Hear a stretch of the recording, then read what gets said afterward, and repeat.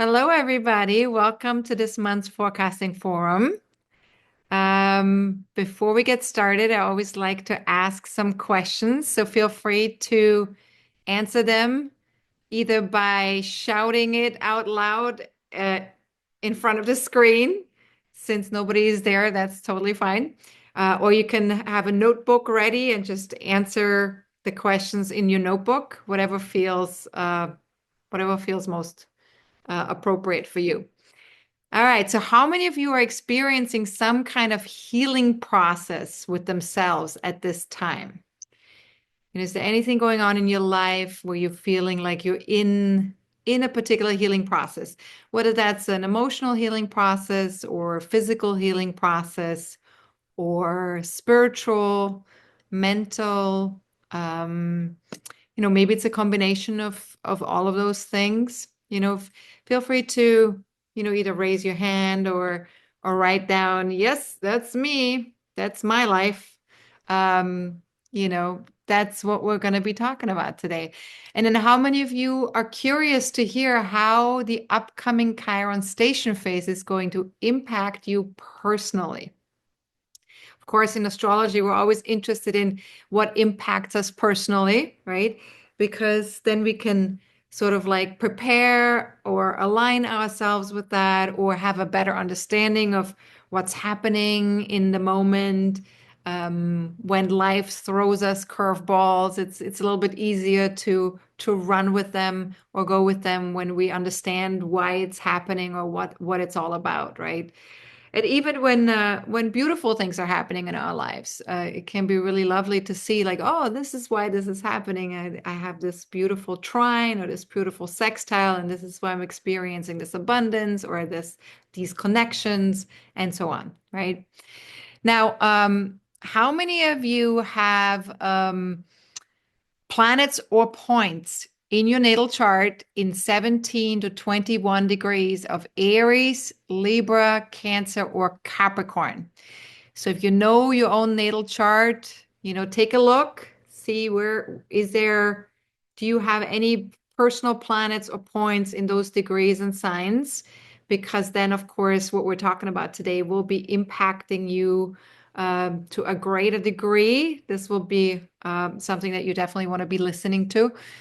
And then how many of you have a natal Chiron in Aries?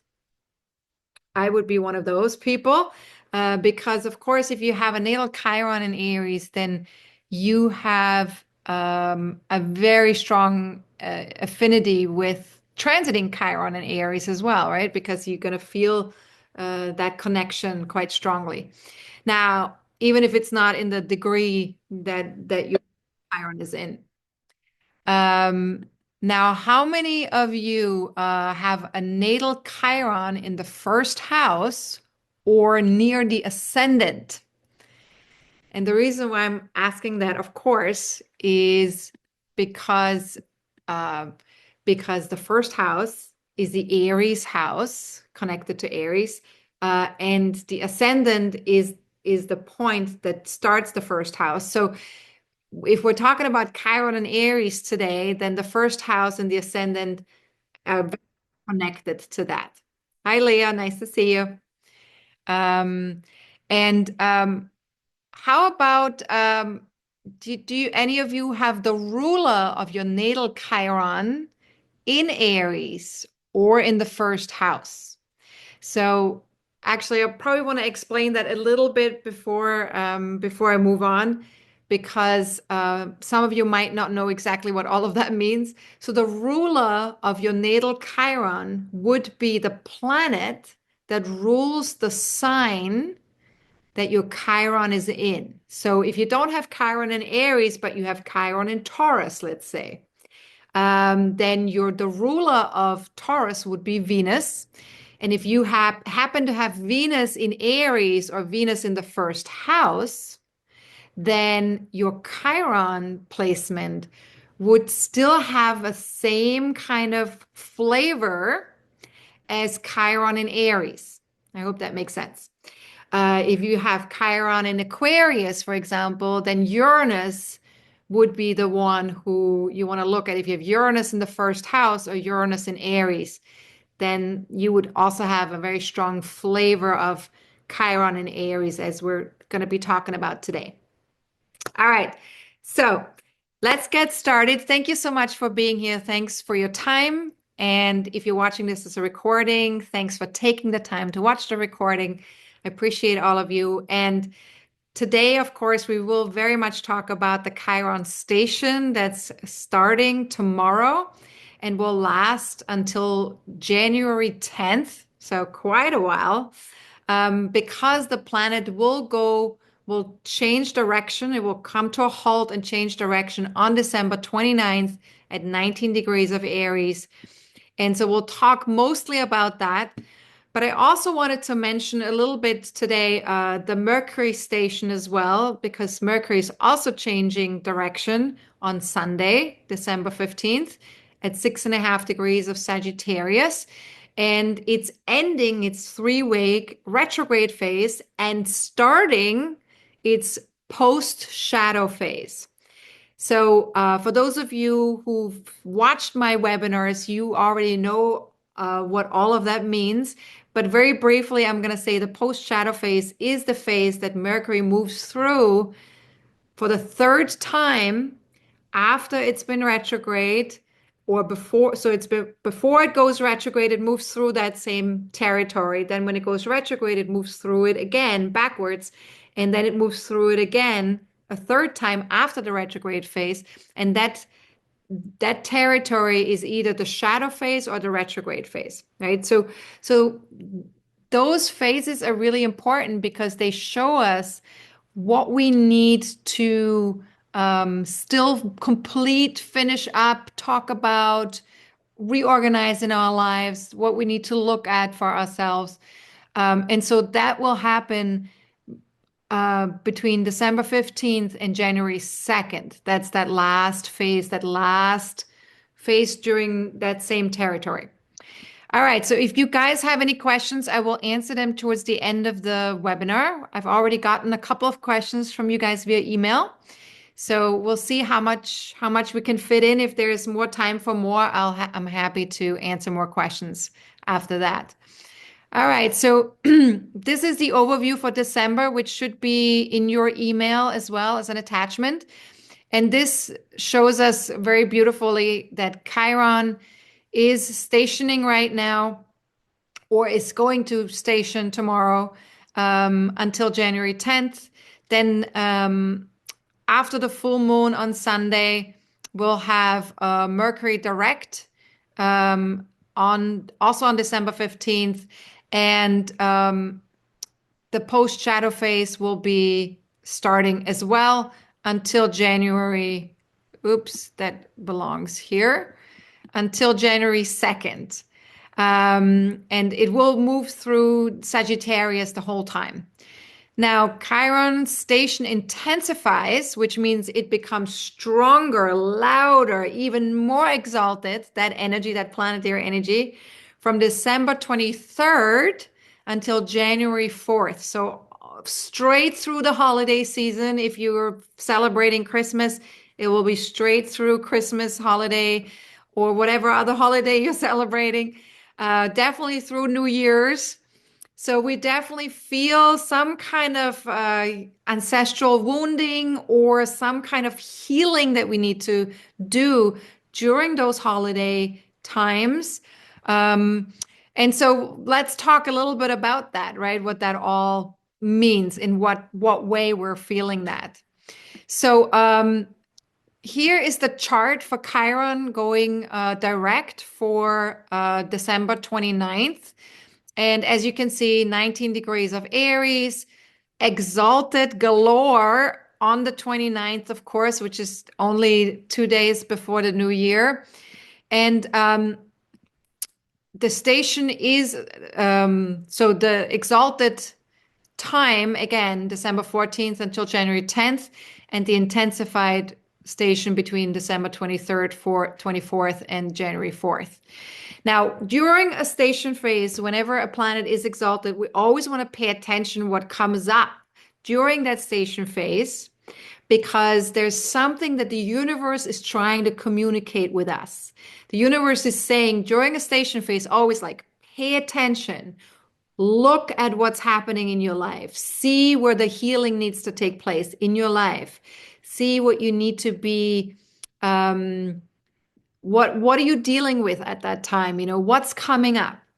And we get a chance to create some awareness so that when the station phase ends, when that exalted phase ends, then we can start to sort of like take advantage of what we've seen, what we've experienced, what we've felt during that time, and sort of like do either some healing around it, or create some more acceptance around the things that are going on in our lives. The one thing I did want to mention with this particular position of Chiron is that Chiron was already in 19 degrees of Aries in 2023, last year in the summer, from June 5th until September 9th of 2023. And also was also stationing in a very similar degree. So it was stationing at almost 20 degrees. It was like 19 degrees and 57 minutes or something like that. And this time it's stationing at 19 degrees 0 minutes. So actually on the dot, 19 degrees. But since this is only like less than a degree apart, we definitely can think back to like July 24th of 2023 when we were experiencing that last time. There was something that came up around the healing that needed to still happen in our lives, around wounding, around triggers, around all sorts of things, which actually we're gonna be looking at that in a second in the next slide. Let me just say that this particular retrograde phase started July 26th. I can't read my own. It's too small. Okay, 26th. July 26th until December 29th. And it started at 23.5 degrees of Aries and is now moving to 19. Now,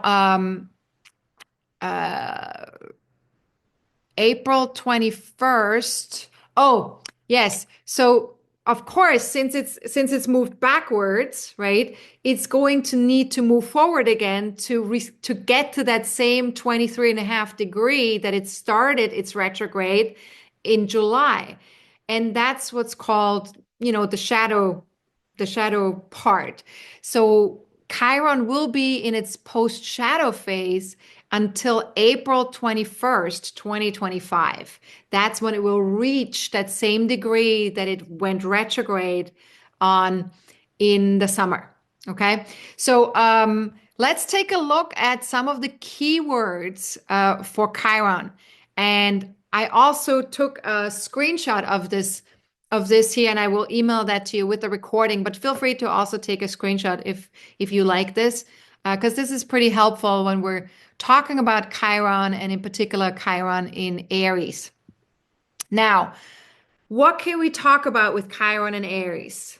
Obviously, there is, in connection with Chiron, there's always some kind of shame or pain that we've been experiencing in childhood, something connected to our inner child, our wounded inner child. And with Aries, of course, this is connected to anger or self-assertion. So there's some kind of painful experience that we've either experienced on the receiving end in connection with anger and self-assertion, or it's also something that we feel like when we are getting angry, or when we are not able to self-assert ourselves, right? When we're not able to assert ourselves, then we feel ashamed, possibly with Chiron and Aries, or with having a Chiron in the first house, or having a planet ruler of your personal natal Chiron in the first house or in Aries, right? So the other thing is with Chiron is insecurities. We sometimes feel insecure, or insecurities can creep up or come up. And with Chiron and Aries right now, these insecurities are connected to personal goals or personal passions that we have. We feel like we're not able to quite, you know, we feel like we're not quite able to get to where we want to be going, or, we want to do more, or we feel like we're doing too much of something that's not in the right direction, that we're not able to really connect to our passions, but we really want to be connecting to our passions. So there could be some insecurities in connection with Chiron and Aries right now for us, because it's a transit. It could be affecting everybody, right, in that sense. But of course, for those of us who are who have this transit connecting to your personal chart in a more direct way by making an aspect to your natal chart, then you will be feeling that a lot more, that insecurity.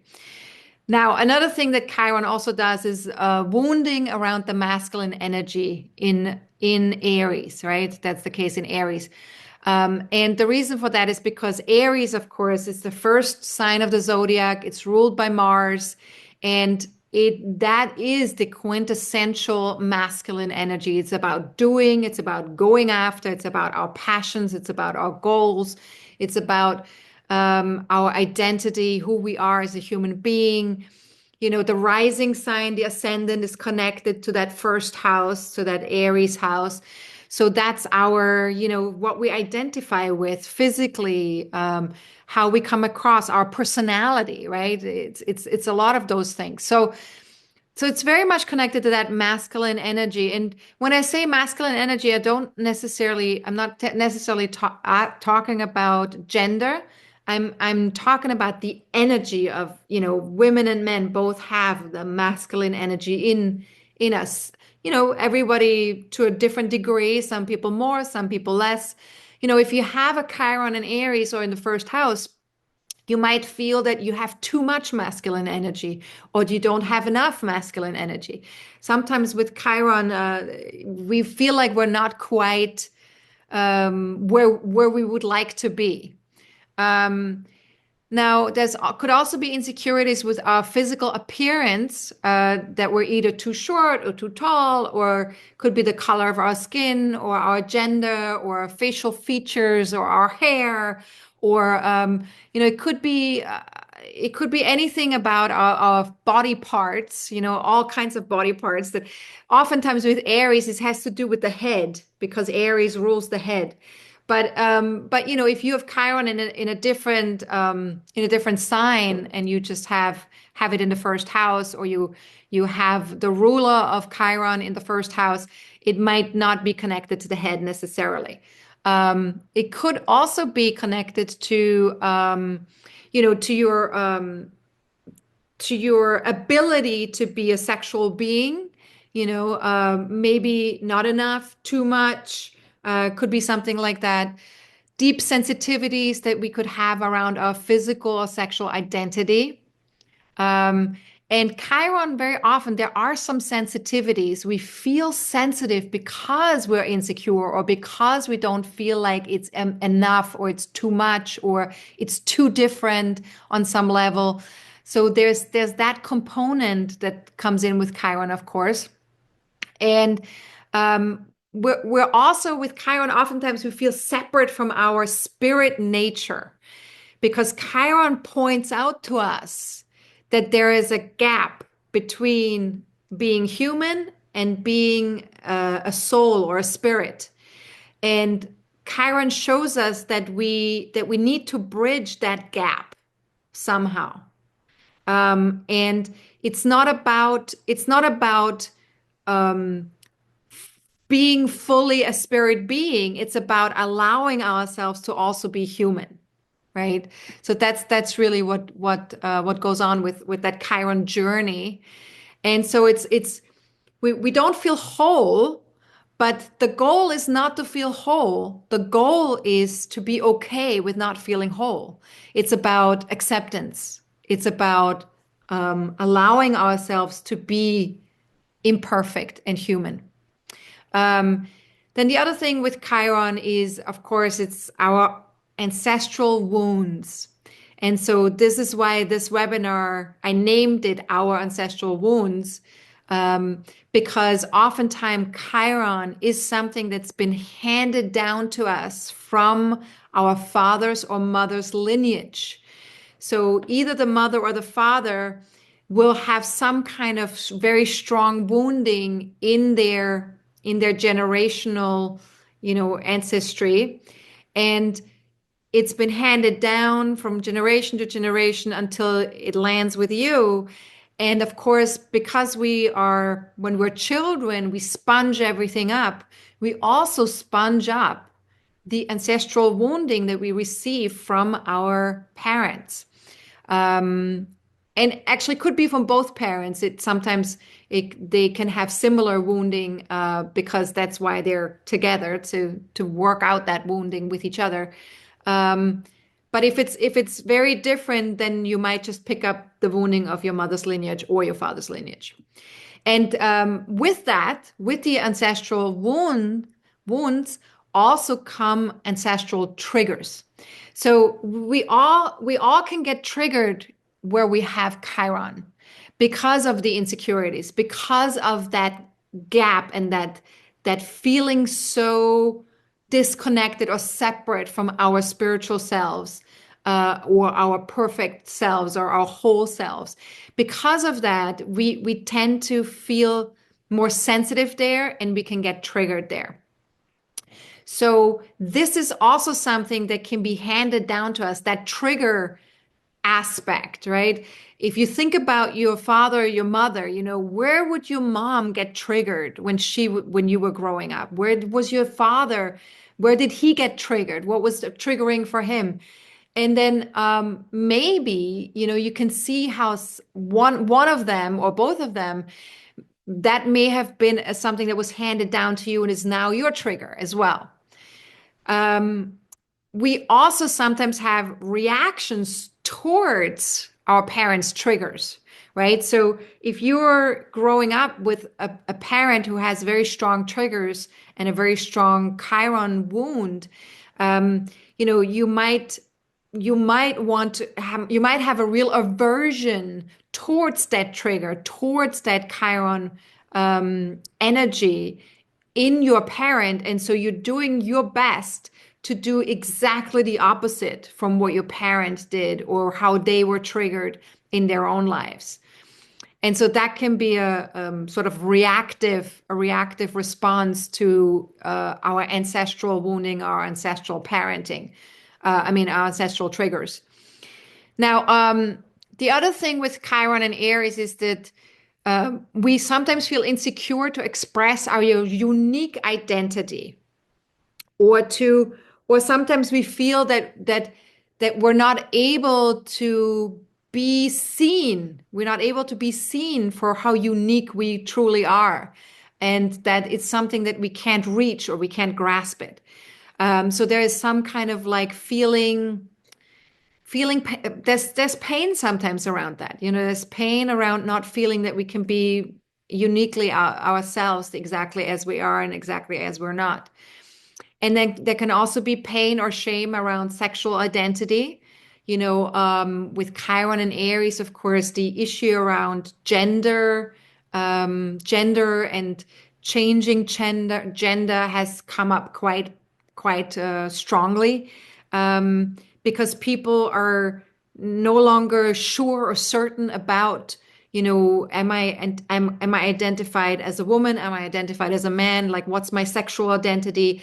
Why do I have to have a sexual identity? Can I be without a sexual identity? Can I be all of it? Can I be the man and the woman? So there's a lot of that going on with Chiron and Aries, because it just feels a little bit difficult to grasp, what is it that I really am, or what is it that I really need? And then sometimes people will know what they need, but then they feel insecure because it's not the norm. It's not like how everybody is. It's not like how their father or their mother was, how their ancestors have been. So then there can be a feeling of separation and having to walk this path by yourself. We also don't feel like we have the right to be ourselves sometimes with Chiron and Aries, that there's some kind of limitation or some kind of something's been, some kind of boundary or limitation has been put on us so that we can't fully be ourselves the way we would like to be.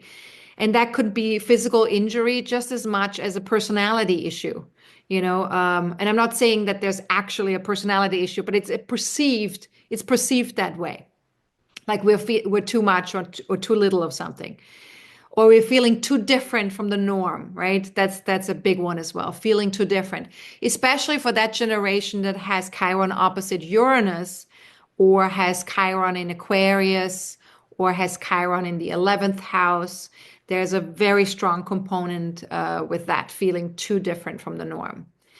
There's also physical awkwardness with Chiron and Aries sometimes, that there's something awkward about how I walk or how I hold myself, or how I, you know, maybe there's an inability to stretch, or an inability to do something physically that other people can do really well. Like one thing that comes to mind, when I used to do yoga classes, I always felt like I was not as flexible as a lot of the people that were my age and my peers. And it really felt uncomfortable. I felt kind of awkward and ashamed that I wasn't able to, do like open up my hips as much as other people could. For example, that's a silly example, but that's the kind of thing that happens with Chiron and Aries, that we sort of like we compare ourselves to other people, but it's just how we're built, and it's just how our body works, and bringing acceptance to that is much more useful than beating ourselves up about it or trying to fix it. Now, let's move to the next chart. I hope this was helpful so far. Um, let's move to the next chart. So this chart I pulled up because Mars is the ruler of Aries, and so of course wherever Mars goes, while Chiron is in Aries, that's the planet that will also tell us where we need to engage with the healing, or where some of these triggers might pop up in our lives.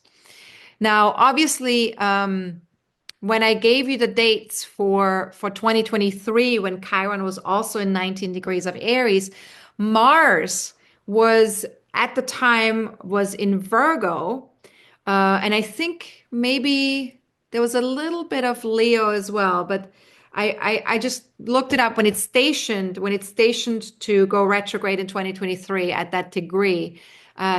Mars was in Virgo. So it was a little bit different from the way we're experiencing it now, because this time when Chiron goes direct in this degree, it will be in Leo. And so Mars being in Leo means that we are getting a chance to take a look at our self-expression, our creativity, our playfulness, our healthy inner child, right? So with Chiron, oftentimes we get connected to that wounded inner child that felt something happened to it when it was little, that is not fixable, right? Or that was painful, and where we felt separate in some way. Now, Leo and the fifth house very much has to do with our joyful inner child. It has to do with the inner child that is happy, wants to be expressed, wants to dance, wants to sing, wants to create, wants to play full out, wants to be itself, fully itself. And so obviously, since Mars is connected to that Chiron right now, there's something about us being ourselves, or us expressing ourselves full out, where we might feel a little bit of a wounding, or where we might feel a trigger, or where we might feel that something's not quite, we're not feeling quite as comfortable as we normally would feel. There might be some insecurity creeping up with that Mars expression right now. And of course, we also have Mars opposite Pluto, right? At that time, again, for the second time. This time it's in Leo Aquarius. The last time was Cancer Capricorn. So this opposition, of course, shows us that there's something quite intense going on that we have to deal with. And we might be pushing ourselves a little bit too hard, right? Because with Pluto, there's always this like a little bit obsessive energy that can happen. And with Mars opposite Pluto, we want to go and achieve and conquer and do things to a very intense degree.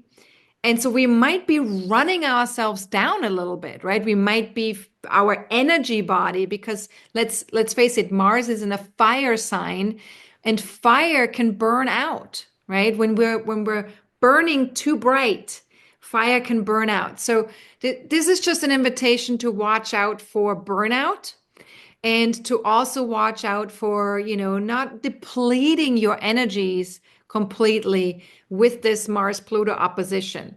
Now, the good news is there's also a trine with Neptune at that time, which means that we're getting a chance to listen to our intuition, to slow down if we're choosing to. There's a support that we're receiving from the universe to open our heart, to be gentle with ourselves, to be compassionate with ourselves. So even if we have run ourselves down, even if we have gotten sick, for example, Neptune might just be there and be very gentle and kind to ourselves, and be able to say, it's okay, just take a day off, just lie in bed, just take it easy, So that might be a possibility with that trine. And there's also a trine to the North Node in Aries.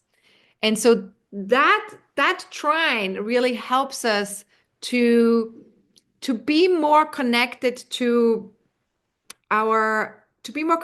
who we are and our identity, and to allow ourselves to be ourselves fully and completely. So there is a little bit less of a judgment when it comes to, our wounding, when it comes to our insecurities, because we're feeling so energized, with that Aries North Node and that Mars in Leo, we're feeling quite energized. So it feels kind of good to go like, you know what, I'm not perfect, but I'm feeling good. I feel like I have energy right now, and I feel like I can be myself the way I am. So these are all the aspects that Mars is making at the time of that station. Now let's talk a little bit about how can we heal our ancestral wounds. And there's a couple of things that I wrote down that came to mind when it comes to ancestral wounding. And that is, always with Chiron, compassion and understanding. That is key. If you are feeling triggered, if you're feeling insecure, if you're feeling, ashamed for whatever reason, if you're feeling humiliated, sometimes Chiron can bring us this feeling of like, I am not enough, or I will never make it. And so if you're feeling any of that, just be as compassionate and as understanding as you can be with yourself. And if you can't manage to be compassionate and understanding with yourself, then see if you can give that compassion and that understanding to somebody else. Because the beauty of Chiron also is that we receive healing by giving healing to somebody else. So if you are being compassionate and understanding with another human being for whatever is going on in their lives and whatever they're experiencing, that will in turn create healing for yourself. And because you can feel that energy, it's like a give one, get one type of deal. And that's why, when you help people, it actually feels really wonderful to help people because you give one, you get one, right? If you are in the helping profession, if you're in a service industry, and you are helping other people with their health or their mental, emotional health or their physical well-being, or, even if it's just something in the service, in the food industry, whatever it might be where you're being there for other people in a open-hearted kind of a way, in a giving kind of a way. Usually we do receive that energy back from others, even if it's not from the exact same person. We will receive that energy back. So it's give one, get one. Then another way to heal our ancestral wounds is by bridging the gap between human limitations and our limitless spirit through love and kindness.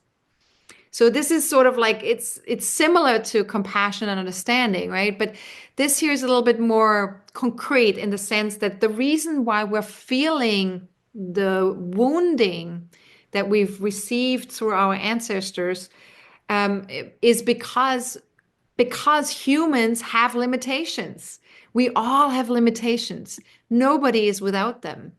And because we know deep down that we are a spirit being, there is a knowing in us that knows that we're a spirit being, a limitless spirit being. And because of that, we feel the gap between those human limitations and that spirit, that limitless spirit being so acutely. And we experience it, especially where we have Chiron. So you could say that, you should be experiencing that everywhere in all areas of your life, right? But where we have Chiron, we tend to experience that even more so. And where we have the ruler of Chiron sign, that's where we also experience it more greatly. And we'll get into that when we look at our own charts. But love and kindness is definitely the key. Be be loving and kind with yourself when it comes to your own human limitations. When it comes to, not being perfect, being human, not being like you'd like yourself to be, that higher vibrational, limitless spirit being. It's something we can strive to, but it's, especially where we have Chiron, we're probably never gonna get there because that's the wound. The wound is that we can't become whole. The wholeness cannot be achieved. But what can be achieved is tremendous compassion, tremendous understanding, tremendous kindness towards ourselves, love, and in turn, giving that to other people that also experience a similar wound as we do. So if we can do that, that is the highest vibration of working with the Chiron energy and the healing energy.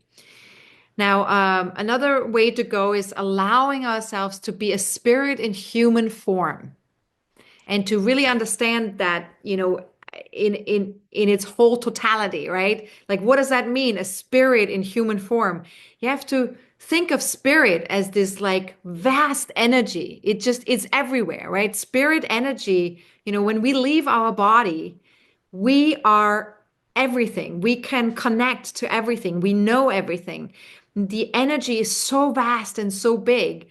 But yet, when we're born, we're squeezing ourselves. That spirit self squeezes itself in this tiny little human body that's like literally this big, 8 inches high.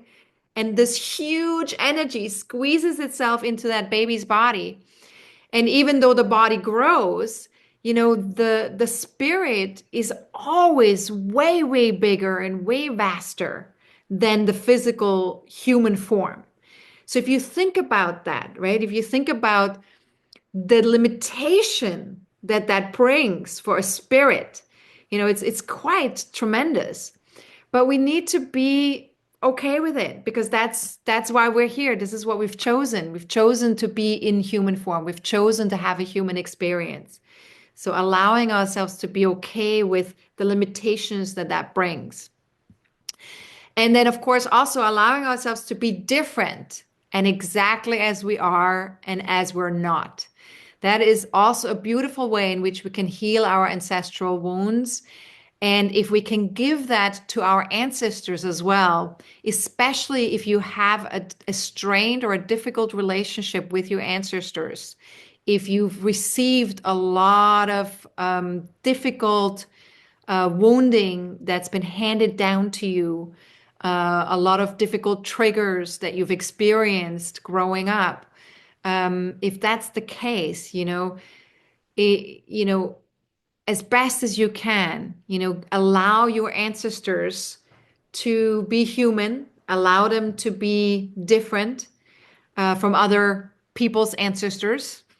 Oftentimes, we look at other people's families and we go, oh, I wish I would have had that family. It would have been so much easier.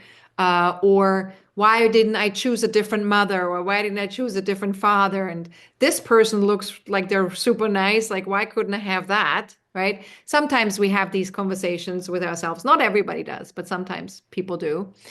And if that's the case for you, then just know that you, first of all, you chose to be born into that family because that family gave you something that you needed to explore in this lifetime. So this was already agreed upon before you were born, and it was perfect. That was the perfect plan. Now, of course, as children and as young adults, we don't always see it that way, because when we experience challenging situations, challenging relationships, painful relationships, it can be really difficult to allow ourselves to embrace the thought that, yes, I chose this, or yes, this is perfect as it is, because it doesn't feel that way. But if we can allow our ancestors, parents, grandparents, great grandparents, if we allow them to be exactly as they are or as they were, and exactly as they are not or as they weren't, that gives us a lot of freedom. It opens so much spaciousness in our lives, in our own lives, because it also then gives us permission to be exactly as we are and exactly as we are not. I hope that makes sense. Now, the last thing I'd like to mention is, whenever we talk about Chiron, what's also important is, wherever we have Chiron, is we really want to take a non-traditional approach or a holistic approach. This is something that that helps us to investigate that energy in a different way. And Chiron, in a way, is if you think about Chiron as the bridge between Saturn and Uranus, right? Because that's where it journeys in the solar system. It journeys between Saturn and Uranus. If Saturn is the limitation and the structure of the world, our physical world, and the limitation of our physical world, and if Uranus is the first planet that's connected to our spiritual journey, and our spirit and our divine nature, right? Uranus, Neptune, and Pluto. These three planets are connected to our divine nature and divine being and our spirit being. And if Chiron is the bridge between the physical world and the spirit world, so to speak, then we need to move away from tradition, which would be Saturn, right? Saturn is, let's do it a particular way. Let's have a particular structure in place. Let's do it the traditional way, right? So Saturn is tradition.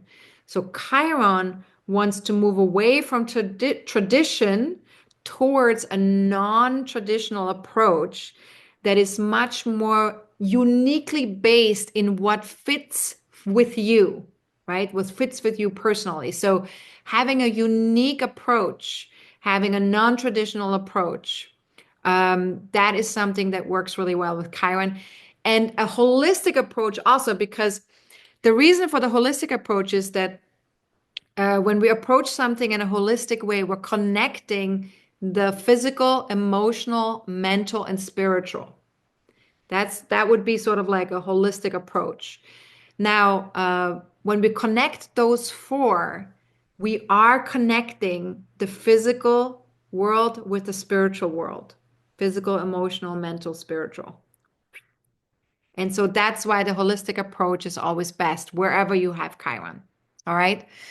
Okay, so I hope this was helpful. Now, I just wanted to show you the charts for the Mercury station direct. So this is when Mercury went retrograde in Sagittarius at 22.5, and then it moved backwards towards here, which is 6.5 degrees of Sagittarius, and this would be here. 6.5 degrees of Sagittarius is on Sunday, on December 15th in the afternoon. And that's when the Mercury post shadow phase begins. And Mercury once again moves forward back to that 22.5 degrees of Sagittarius, which is here. And Mercury is also making a bunch of aspects at the time of its station. It's trining Mars in Leo. So this gives us an opportunity to talk through things, to maybe grasp a bigger perspective, the bigger picture about something that we believe or that we see or that we know about life. Maybe we can gain some wisdom in connection to something that we're feeling strongly about, something that we want to be doing. And it also opposes Jupiter at the time, not a strong opposition, but nevertheless still an opposition. So there might be a little bit too much mental activity going on, which of course with Mercury station, there's already a lot of mental activity, and with an opposite Jupiter for sure, there's even more mental activity. And I'm sure some of you have felt quite busy these last couple of weeks with the Mercury retrograde and the opposition to Jupiter. And then Mercury also makes a square to Saturn. So here we feel sort of a bit of a limitation sometimes in connection to what we can think or what we can say, what we can process. Maybe we feel like we need to take a break. We need to feel a limitation of some sort. I know a lot of people have been getting a cold these last couple of weeks. If you are one of them, then this could be the reason why. Too much chatter going on, too much stimulation, too much impact from the screens. And so then Saturn, of course, goes, stop, slow down, stop, don't do anything, just go within. And then of course Neptune is stationing right now as well. So that's another component. And then there's a trine to the North Node here, which is actually quite strong. So we're getting an opportunity to really, forge our path, to move forward with something, especially once Mercury has gone direct. So that could be a really nice thing, even though Mars is still retrograde. As long as we're doing things that we've started October 5th, as long as we're doing something that's connected to when Mars moved into its pre-shadow phase, we can definitely move all of those things forward. Also, another thing we can move forward is anything that we've already had in our to-do lists or in our calendar from like even 3 months ago or from 6 months ago, or from 6 weeks ago. Whatever we've had in our to-do lists, once Mercury goes direct, just check those things off. Go for it. Do it all.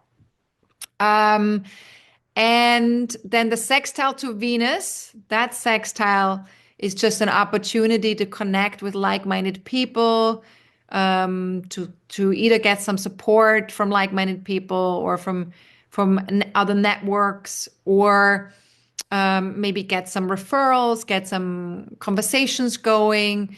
Maybe there's a cause that we want to sign up for, that we want to connect to. So these are some, and Mars, of course, is opposite that Venus right now as well. So we might be, we might be feeling like we want to sort of like do something, make a difference on some level. All right, so that's the Mercury post shadow phase. I hope that made sense. What I shared. Let me just check the chat window. Okay, so Leah, you good? You everything's clear? Just wanted to make sure. Um, Okay, and then I just want to mention briefly my radio podcast show, Hot Astrology with Sonja. Then unfortunately, the last one we had to be canceled because Brian got ill and he had some other things going on as well, so he couldn't do it. And the next one will be January 3rd. Hopefully, we can. Hopefully, nobody will be sick at that time. And we will, if we're all going to be there, and if it all happens, we will be talking about 2025 and what to expect for 2025. Now, you can get access to those podcasts via my playlist on my YouTube channel here where it says my latest Solidity Today show. Just click on that, and the latest one should be on top. All right, now let's look at our own birth charts. Take your birth chart out, and let's see. So these are both my birth charts. They're exactly the same. They just look different because they're from different programs. So, your birth chart might look slightly different as well from if you don't have time passages, which is what I use. So don't worry about that. As long as the symbols are the same and you can find the symbols in your chart. So the first thing we want to do with any transit is we want to look at the natal position of that planet. And the natal position of Chiron in my personal chart is in the 6th house.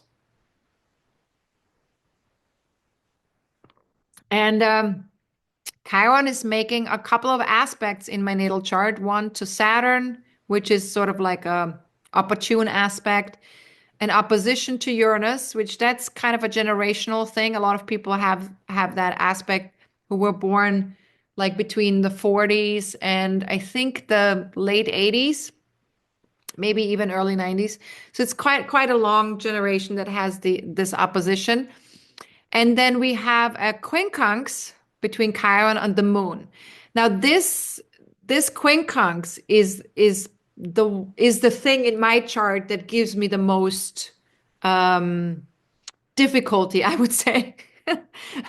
Difficulty, or I should say, which is the most painful for me, in the sense that it's difficult for me sometimes because of the relationship that I have with my mother, where I constantly need to adjust my connection with her, and I never really feel a true connection with her. So it always feels a little bit off, right? Quincunx, it always feels a little bit off. So there's some wounding around that. And then the sextile to Saturn, which of course Saturn represents the father in the chart, or the authority figure. And so there's some kind of opportunity to, if I get really responsible, right? Saturn is about responsibility. If I get really responsible about how I communicate, what I communicate, and how I connect within my intimate relationships, and also in terms of like my commitment that I make to my intimate relationships, whether that's work commitment or personal commitment, that can really support my healing process and also other people's healing. So through my work, you could say Saturn also sometimes has to do with our career and our work. And so through my career and my communication and my commitment to healing, myself and healing others, that can be very supportive for myself and other people. It also, Chiron conjuncts my part of fortune. And part of fortune is the point in our chart that shows where we have the most ability for growth, and we feel very abundant there. So even though Chiron, Chiron is, in a sense, you could say, is bringing a tremendous amount of abundance into my life, even though it's a painful place for me as well, and it's a place where I feel triggered sometimes. But there's also something very beautiful about my Chiron placement. When I use it, in connection with work, in connection with being of service, in connection with healing myself and others. There is tremendous growth and abundance connected to that. Then the planet that's connected to the ruler of my Chiron, which is in Aries, is Mars. So we want to look at that in the natal chart as well. Like which planet is connected to your personal Chiron. So if you have Chiron in Taurus, it's Venus. If you have Chiron in Gemini, it's Mercury. If you have Chiron in Pisces, it's Neptune. If you have Chiron in Aquarius, it's Uranus, right? So wherever you have that planet connected to Chiron via rulership, that house, that area of life is also going to be impacted by the wounding. And so of course fourth house is family and my ancestors and my home life. So I definitely feel impacted in terms of that wounding. I felt impacted as a child in my upbringing, in my home, with that wounding. And because it's Mars in Pisces, there is a, feeling possibly not seen, or there's a feeling of like you're feeling like a victim of some sort. It could also be that there's a feeling of, you know, it, there's aggressiveness, but it could be either passive aggressiveness or it could be actual aggressiveness or violence. So that's something that could be connected to Mars in the fourth house as well, in connection with Chiron. Now, the sixth house is connected to health and well-being. So my Chiron wound is connected to also doctors and hospitals. I had some trauma as a child. I had a lot of operations when I was little, and some of them were quite traumatic for me. Also, some vaccinations that I'd gotten when I was a kid, I would faint all the time, and I still do. I still faint when I get vaccinations. So it's kind of a traumatic thing for me that which comes with the sixth house placement. Now, not everybody might experience it exactly the same way, but if you have Chiron in the sixth house, right? But that's how it worked out for me. I guess because of the Uranus, the opposition to Uranus in the 12th house. That's probably why I was fainting. It's kind of like, oh my God, can't do it. Can't deal with the pain of the physical body. Like the physical body, my physical body feels very sensitive. And that has to do with Chiron and Aries as well, but also with Mars and Pisces, because Pisces is very sensitive too, right? All right, so enough about my chart. Let's take a look at how this might play out for you guys. So take a look at the house placement for Chiron and take a look at the house placement for the ruler that's connected to Chiron, and just look to see what area of your life is most impacted. Now, this is something that should be also attached to your email, houses and their meanings, so you should have access to that. So feel free to open that on your screen. And then if we look at the bi-wheel chart, if we now look at the transit, right? So first we want to understand our own natal chart, and we want to understand our own, we want to have an understanding for how does Chiron operate in our own chart, in our natal chart. Because once we understand that, then we can look at the transit and say, okay, so how does that impact, how does the transit now impact my already in place pattern that I have with Chiron, my triggers that I have with Chiron, what are they natally, so that now I can understand when a transit happens, why the natal placement gets triggered, because that's always connected, right?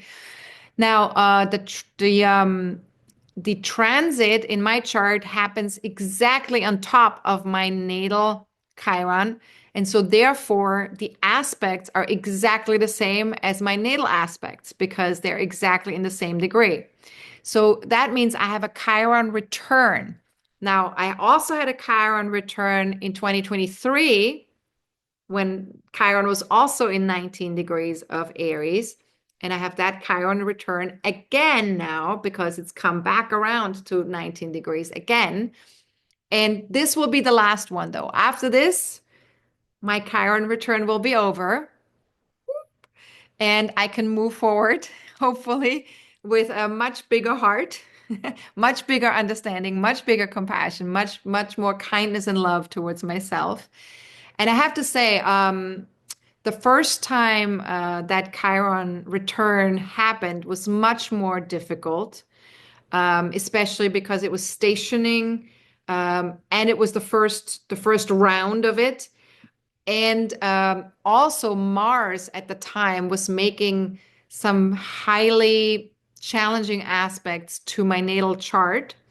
So when the last Chiron return happened, it was extremely challenging. And I also started having some physical health issues afterwards because of the trauma that happened at that time. And so I had to deal with that for about six to 8 months. I was dealing with that health issue. And luckily, I have Chiron in the sixth house, which means that Chiron, you want to have a non-traditional approach to that house or to that area of your life. So the non-traditional approach with Chiron in the sixth house is oftentimes you need to have a holistic approach in connection with wellness and health, in connection with healing. You need to connect to your body in a, through, seeing a holistic doctor versus a traditional doctor. You need to, work with herbs and supplements versus medication, chemicals. So this is what Chiron in the sixth house sort of like asks you to do. So if you have Chiron in the sixth house natally as well, then this is a much better way for you to move forward with your own with your own health routines, with your own wellness and health routines. And so, because I was able to find a wonderful holistic doctor, I was actually able to heal what I had, which was in traditional medicine, I was told that this is not something that can be healed. So I just wanted to mention that quickly because from that we can also see how Chiron can be a very powerful healing force. It can be a really beautiful energy that can really support us and help us if we allow it and if we bring kindness and compassion and understanding to it. There was also some issues with my family around that time, the last time around. And so that required a lot of healing as well. I feel like I'm in a completely different place now than I was last year. And so, this second return that I'm having, I'm being very hopeful that it will play out very differently. Not only because Mars is no longer in those challenging places. Mars is actually conjuncting my career point on the very top of the chart, and it's making a sextile to my natal Venus and also a sextile to my natal Pluto, especially once Mars moves to backwards to 2 degrees of Leo when Chiron actually changes directions. So that's going to be on December 29th when Mars will be in 2 degrees, and that's when it will make that sextile to Pluto. So as you can see, these transits are not quite as challenging as the ones that I had last year, for those of you who saw the webinar last year. And so I think that this time around, things will look very differently. So I'm excited to report after it's happened. We will talk about it in our next session, if you like. I will keep you updated. Now, the Mercury direct, that one is also making a bunch of aspects in my chart. These aspects are a little bit more challenging, some of them, because Mercury opposes my Venus and squares my Mercury. So there might be a little bit of possibly feeling a little bit triggered with Mercury square Mars. Could be some misunderstandings. Opposite Venus, Could be a lot of talking as well. There could be a lot of talking, maybe feeling overwhelmed because there's too much talking going on. And then the trine to the career point, that's obviously positive. And Mercury is also trining Mars there. So there could be a lot of beautiful connections that I could be making with other people that support my long-term goals. That could be part of that. All right. So um, let's, before we go into questions, I just wanted to mention this article that I wrote a couple of weeks ago. If you haven't seen it yet, feel free to read it. It's about gifts and signs. Like for each sign, you get to read what's the perfect gift for each sign. Obviously, if you've already bought all of your gifts for the holidays, just use it for a birthday or an anniversary for some other occasion throughout the year. This article is great for the whole year. Oops, sorry. This article is great for the whole year. Doesn't have to be for the holiday, for the Christmas holiday or some other holiday. Now, if you have a question that I can't answer during the forecasting forum today, feel free to book a one-on-one tutoring session with me. Those are available to all my star members and to anybody who's been a soul-based astrology student of mine. And you can do 25-minute sessions or 50-minute sessions. These are way cheaper than the reading. So I wanted to make that available to to anybody who is most engaged with the astrology, so that you can save some money. All right, and then before we go into the Q&A, just about next year's forecasting forum, we're already at the end of the year, so the next forum will be in January 11th, which will be a Saturday, and it's going to be called Looking Forward, Looking Back. It's going to be a recap of 2024 and an overview for 2025. And basically what needs to be completed before we can move forward. And we'll talk about all the things that we still need to wrap up from 2024, like the Mars retrograde, Uranus retrograde, Mercury post-shadow phase, Chiron station phase. These are all things that move with us into the new year. And then the things that we want to talk about for 2025, there's so many beautiful changes coming.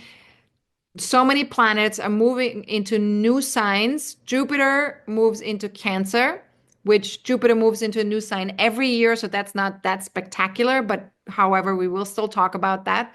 Saturn and Neptune both will move into 0 degrees of Aries, exalted degree, powerful first 0 degree of Aries. That's like a really powerful degree. So that is really indeed interesting to talk about.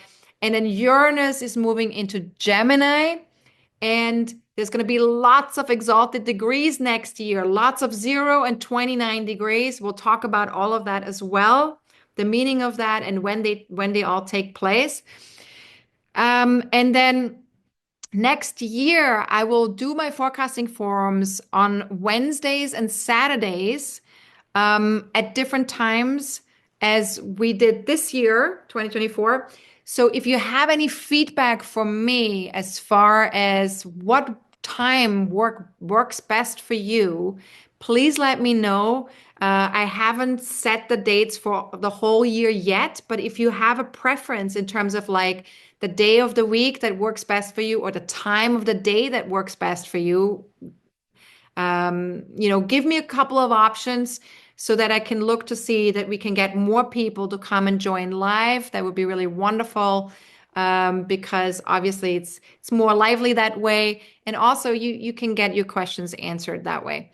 And early bird special, of course, until January 9th. If you're a star member, don't worry about that. You're already signed up automatically. Universal members get a 10% discount at any time. All right, so if you want to ask a question in advance, you can either do it via your membership portal, via the forecasting forum tab here, and then just submit your question. Or you can also email me at info@astrologercoach.com. All right, so let's answer some of these questions. Valerie and Tatiana sent me a question in advance. So let's start with Valerie. Valerie wanted to know a little bit about the Chiron station in terms of her own chart, in terms of the ancestral piece, and also how she might be able to address that in her day-to-day life. Anything that I can say would be helpful. She wants to know. Okay. And I think Valerie is not here live. I think she's watching this as a recording because she lives in Ireland. So it's much later there. So it's a little bit too late for her to join. Now, Valerie, as you know, you have Chiron natally in the ninth house, in Aries. And so if we look at that in terms of like the ninth house, what that represents, um, the ninth house, Chiron in the ninth house is a healing journey that is usually connected to issues around beliefs that we have or beliefs that we grew up with. Could be in connection to your family, the type of beliefs that they had. Could be religious beliefs. It could be social, cultural beliefs. Um, anything, you might feel that you're just different from them, different from your ancestors in that way.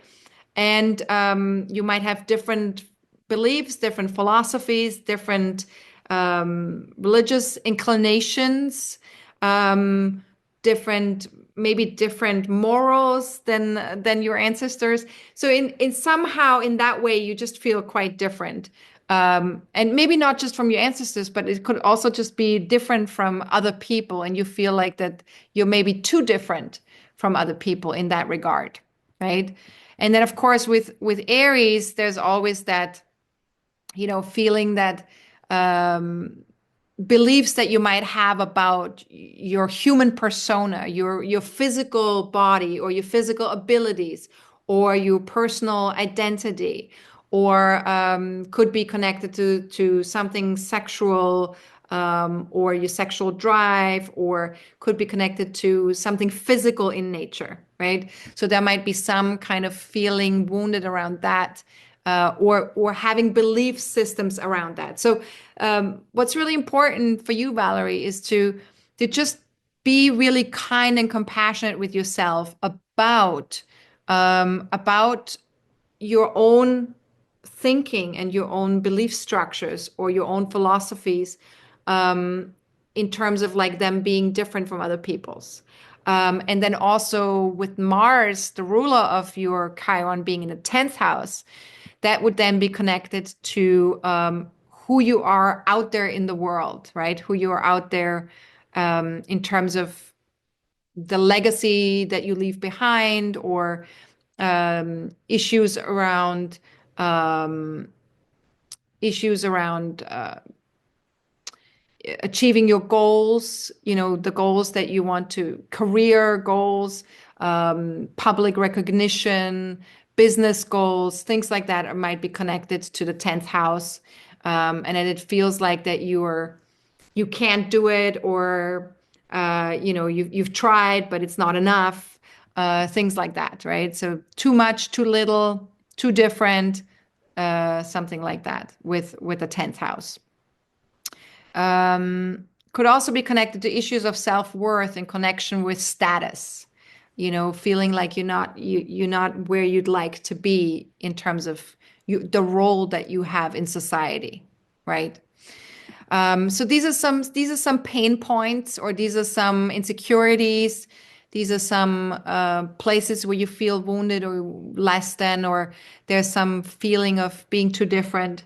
Now the transiting Chiron is pretty much on your career point right now, and you already had your Chiron return. Because your natal Chiron is in 10 degrees of Aries.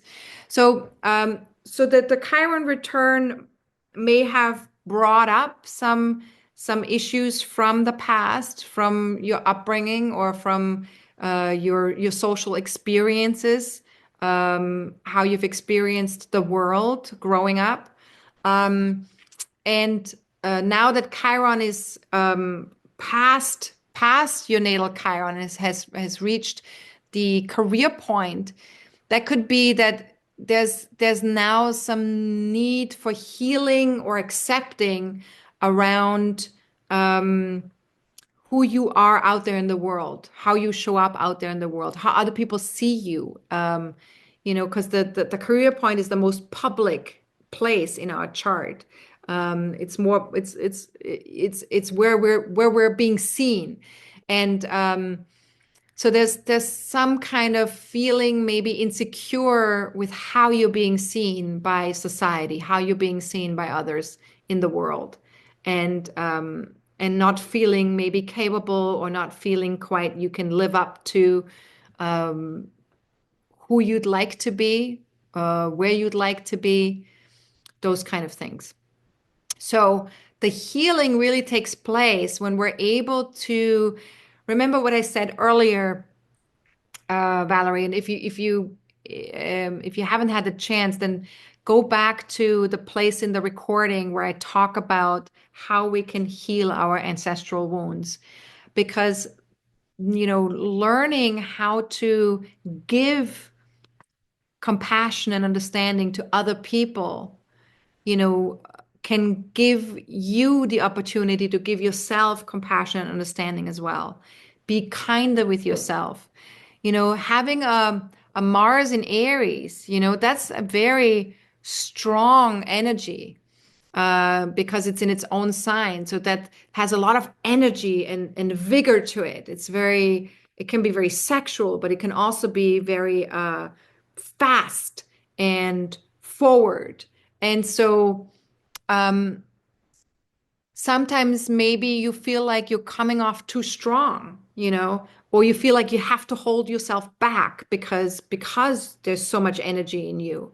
Um, and of course, with Chiron being on top of the chart there now, there might be a feeling of like, I don't have the energy, right? Like I can't do what I'd like to do. Um, and so to heal, and to bring healing into your life, kindness is really, really important, to really add a great dash of kindness. And, with Mars, by transiting Mars being on your south node right now, what's also really important is to learn how to release and let go of any expectations that you have of yourself in connection with that masculine energy. To just allow yourself to let go, allow yourself um, to just create balance, in your life as much as you can. You also have Chiron opposite natal Uranus right now, which is in Libra, right? And it sextiles your sun in Aquarius, and it conjuncts your career point. So these aspects are very much saying here, like, give yourself some space. Uranus always wants us to have space. And you need to give yourself some space in connection with your relationships in your family. That's in your fourth house, relationships where you feel like your individuality is not being honored. Give yourself space. Just let other people do what they need to do and take some time out, maybe. And then with the sextile to the sun in Aquarius, connect with like-minded people, connect with like-minded relationships, people that either are going through what you're going through, or with people that can actually support you and connect with you and help you with your healing. People who have gone through healing themselves and have been able to now, because they've gone through it, now they can help other people as well. So to connect to people like that is really, really advisable right now for you. And with that Mars retrograding in your 12th house, you do need some alone time, Valerie. You need alone time. You need to take it easy. You need to just let go of that needing to be so active and on top of things all the time. There's a component here with that 10th house that feels like an obligation, like the 10th house is like, I take care of things. Like I'm reliable. I will do what it takes. And that is not necessarily always in your favor, to have that, that strong of a commitment, right? To give yourself permission to really look at what's needed in the moment and find a balancing, remember the opposition of Mars is Libra here as well. The opposition of Chiron here is Libra as well.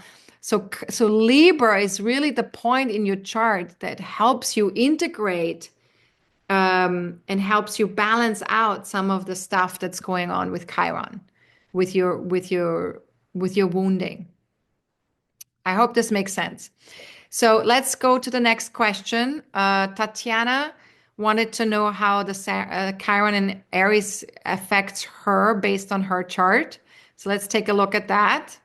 So with Tatiana, I looked at her natal chart here to see, because what's interesting here is Tatiana has Chiron and Mars very close together. They're basically conjunct with the ascendant. So these are all in the same place. And Mars is making a lot of aspects in her chart. Chiron is also making some aspects, especially to the sun, and is part of a T square here with the sun. So these are some very powerful aspects with Chiron. And this is definitely very much connected to Tatiana's identity, who she is, and how she identifies herself as.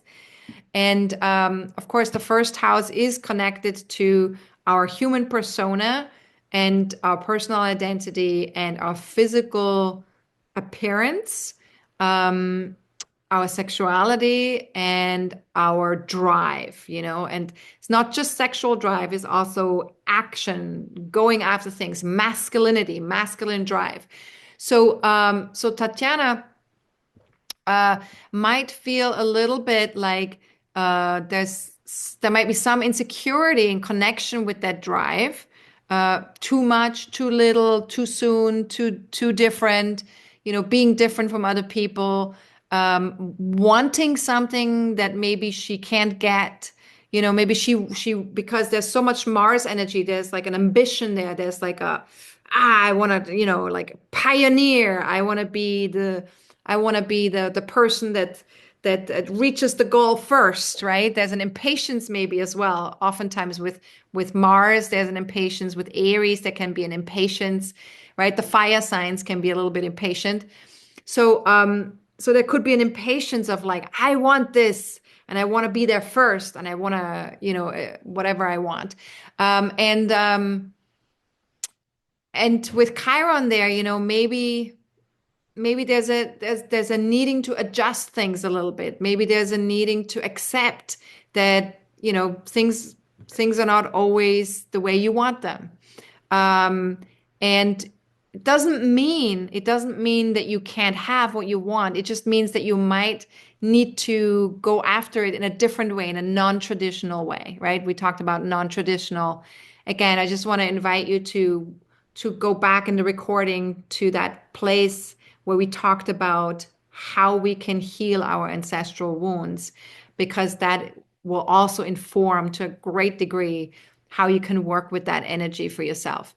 And of course, the opposition to this is Libra here in the 6th and 7th house. So there's definitely a needing to find the balance between doing too much and allowing ourselves to just allow things to just come to us, to be receiving, through other people, or to be receiving something in our work or work routines. Mars in the 12th house is similar to like Mars in Pisces, or also similar to having Chiron in the 12th house. And that has to do with connecting to Mars might feel very sensitive. There might be some physical, emotional, or psychic sensitivities. We may feel separate from source or from our higher self, separate from let's say if you're quite religious, you might feel separate from God. Oops, you might feel separate from God, or you might have experienced the separation from the universe or from your higher self, feeling that you're not taken care of by that as a child. And as you grow older, hopefully you're able to reconnect to that energy, to that higher self, and to that place in you, that intuitive place in you that can guide you and support you. And that's something that with Chiron in the 12th house, we feel often that the wound is connected to that separation, and the healing happens through being accepting of our own sensitivities and of our own psychic abilities, possibly. Um, Also, there's strong empathic quality with Mars in the 12th house, that we feel very empathic towards other people. That can be very strong. And also, the unconscious connection to the collective can be very strong. So we might be feeling what other people are feeling in connection to, energies.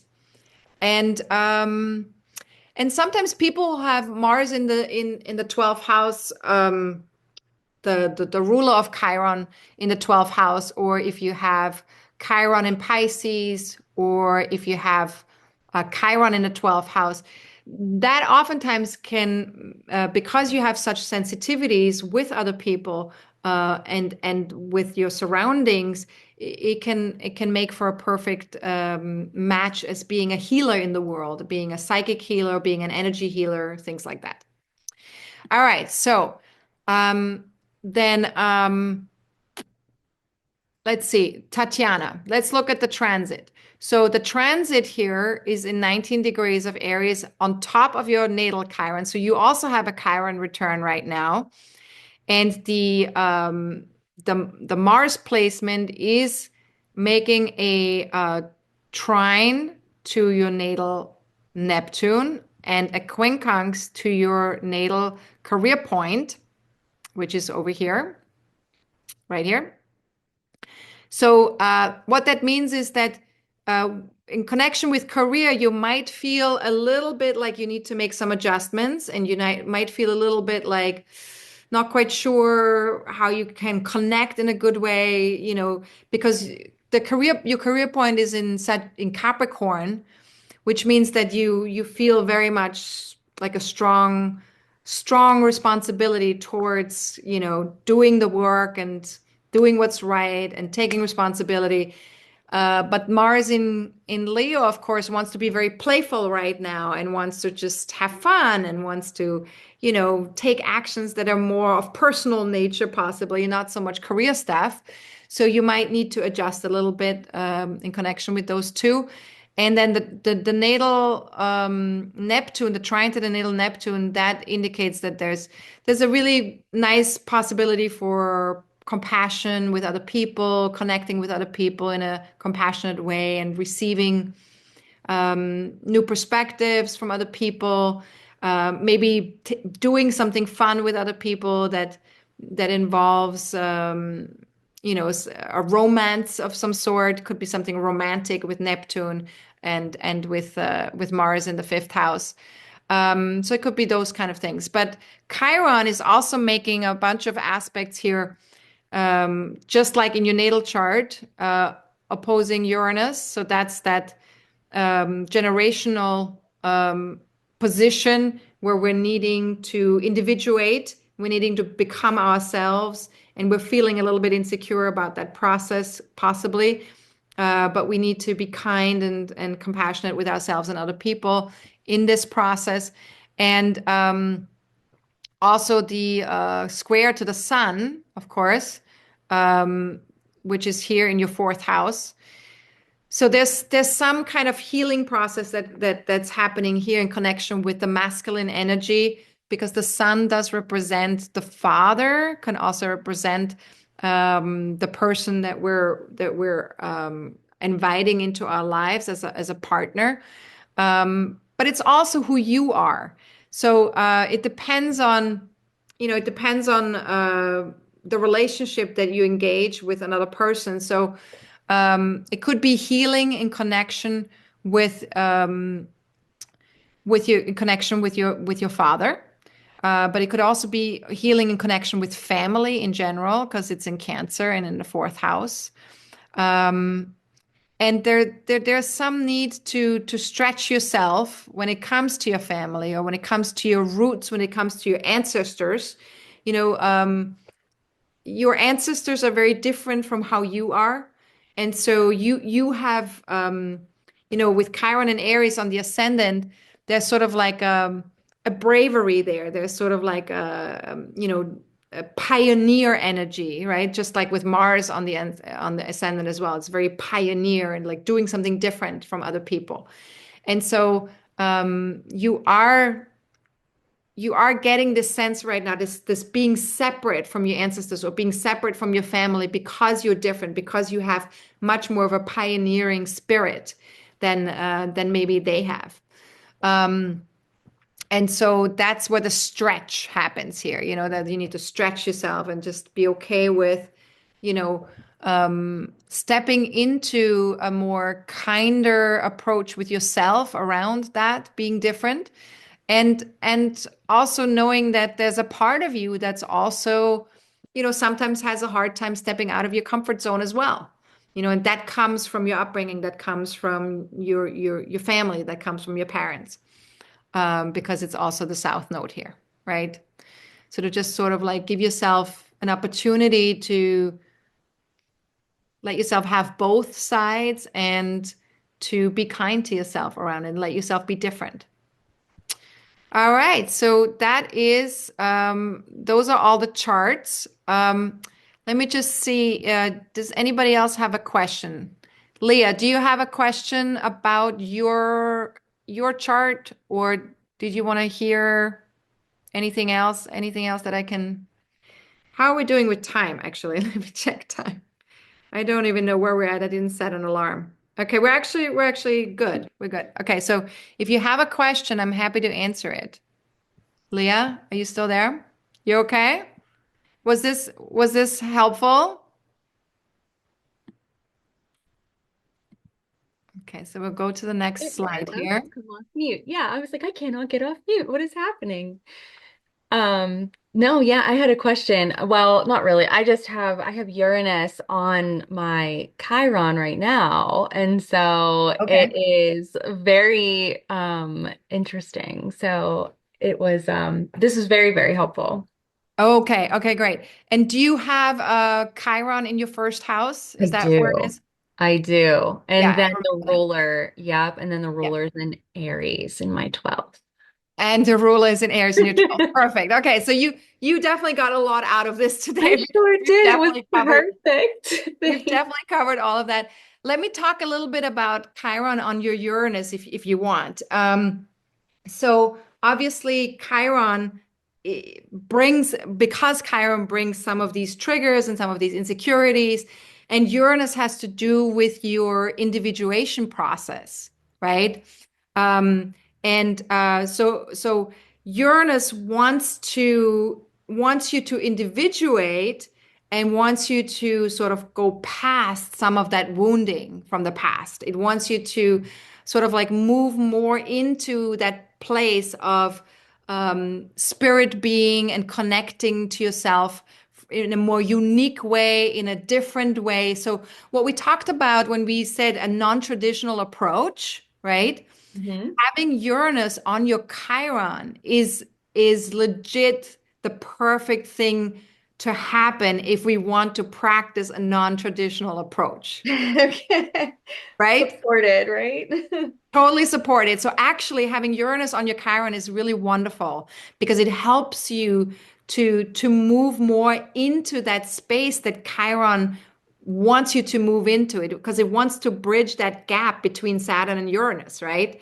And with Uranus being on your natal Chiron, Uranus is saying like, hey, let's do something different here. And of course, having Chiron in Taurus, there is a wounding in connection with feeling worthy, or feeling that we're making enough money, or that we're worthy enough to be making enough money, that we're talented enough, that we're worthy in general, right? And so having Uranus there says to you, like, why don't you have a different approach when you deal with money?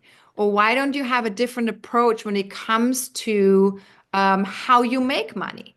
um, how you save it, how you invest it, how you relate to it. Mm. Um, Maybe a different approach in connection to your own talents as well. Like maybe think outside the box when it comes to your own talents. Like how can you use your talents? Because you have so many, how can you use them? Right? Like, are there different ways in which you can approach this? Um, and then also in terms of self-worth, since it's also in the first house, of course, it might be connected to something to do with your persona or to something to do with how you look, your appearance, your physical appearance. And so Uranus there is saying like, I'm cool looking different, right? Like I want to be different.